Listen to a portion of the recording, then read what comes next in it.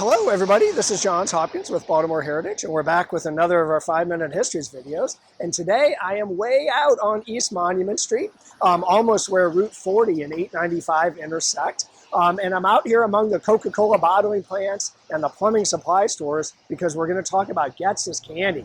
Goetz is behind me. This is where their manufacturing facility is. They've been here since 1928 and they've been around since 1895. Apologize for the noise. It's a busy, Monument Street is a busy street out here. If you were born in Baltimore or grew up in Baltimore, at this point you're probably smiling, having a fond recollection of pulling a Goetz's caramel candy out of a grubby pocket as a kid.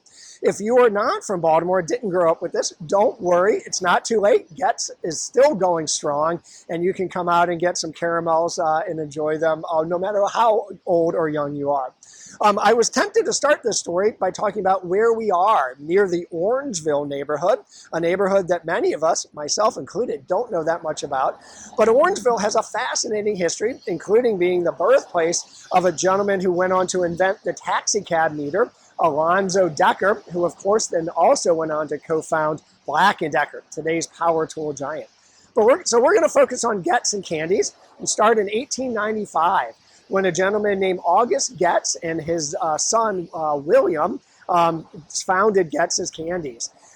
Goetz was an engraver. He had come over from Germany, and one of the companies he was engraving for was the Baltimore Chewing Gum Company. In 1895, he felt chewing gum had a real future, and he bought out the company along with his son, and he turned out to be right.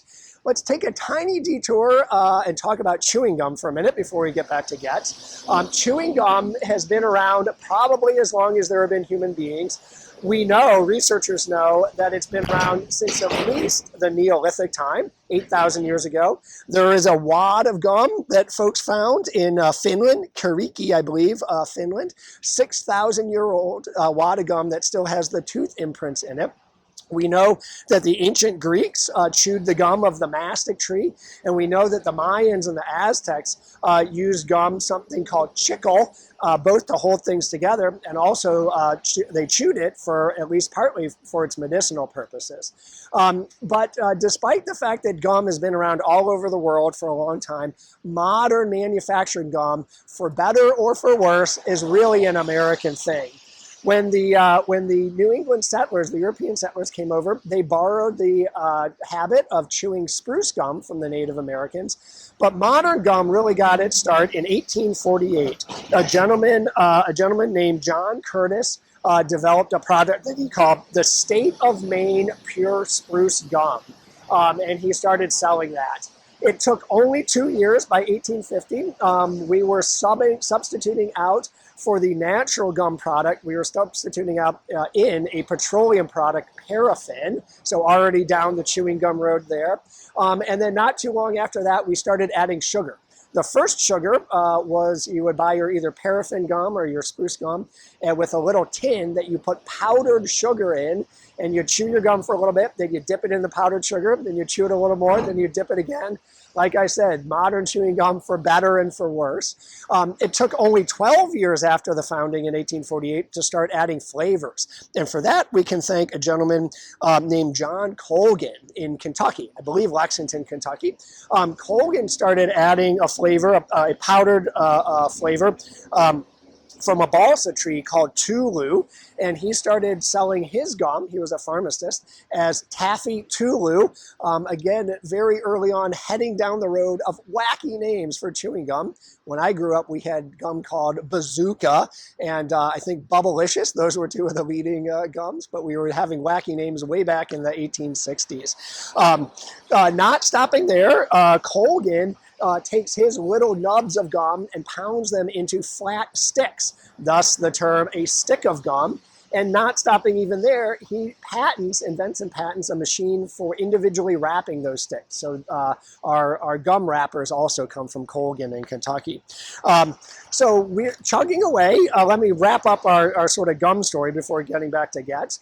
Gum really takes off with chicle as its base, and incidentally, chiclets, invented in 1899 with a chicle base, as well as Wrigley Spearmint gum, the famous Wrigley's gum, with with a chicle base and added with spearmint. But gum takes off after World War II when GIs were issued sticks of gum as part of their rations. And all over the world, they bartered and sold and traded and gave them away, gum gaining international popularity then. By 1960, we had totally substituted out natural plant products and we're using a butadiene base for our chewing gum that I believe we still have today. All right, but back to Goetz's. Goetz's 1895 making chewing gum, but in World War I they had a problem because their gum was based with chicle, and chicle had come over when the president of Mexico in the 1870s, I believe, when the president of Mexico came to the United States to try to convince inventors to use chicle as a substitute for rubber. It did not stick. It was not a good substitute back then, but it did stick as a chewing gum base. And that's what Goetz was using. But in World War I, the U.S. government had diverted the supply of chicle to make things like raincoats for GIs. So Goetz has had a problem. Luckily, one of the Goetz, I think the third generation Goetz, Randall Goetz, who apparently had no experience at all in the candy business other than having a good candy last name. Randall Goetz started experimenting with caramel, doesn't require chicle, in his kitchen on Broadway and invented the candy with a caramel outside and then a white cream inside. What obviously went on to become the famous Goetz's caramel. Now, if you're in Philadelphia and points north, you're going to call these candies bullseyes. If you are in Richmond and points south, you probably call them daisies. Here in Baltimore, of course, we call them Goetz's caramels. All right, in 1928, Goetz's is doing really well with its caramel candies and moves from its original facility on Ashland Street near Hopkins Hospital out here and has been here ever since. Along the way, in the 1940s, they changed their name from the Baltimore Chewing Gum Company to Goetz's Candy Company. And in 1959, the family business officially incorporated. Along the way, they've experimented with different flavors on the inside of their caramels, but always continuing with their original vanilla flavor, the ever popular one. Final chapter, 1984, Goetz's comes out with a brand new caramel product called Cow's Tails. And I'm going to show you this. I've got one in my pocket here. And Cow's Tails is not like the tail on the back end of a cow, but T-A-L-E, like the children's story. And Cow's Tails caramels proved to be incredibly popular and still are. So I'm going to wrap up and say, again, come on out and buy your Goetz's candies here, your caramels. But I am not going to leave here, even though it is raining and well before noon, I am not going to leave here without opening up my cowtail and enjoying it right here on Monument Street. Thanks so much, and we'll see you next time.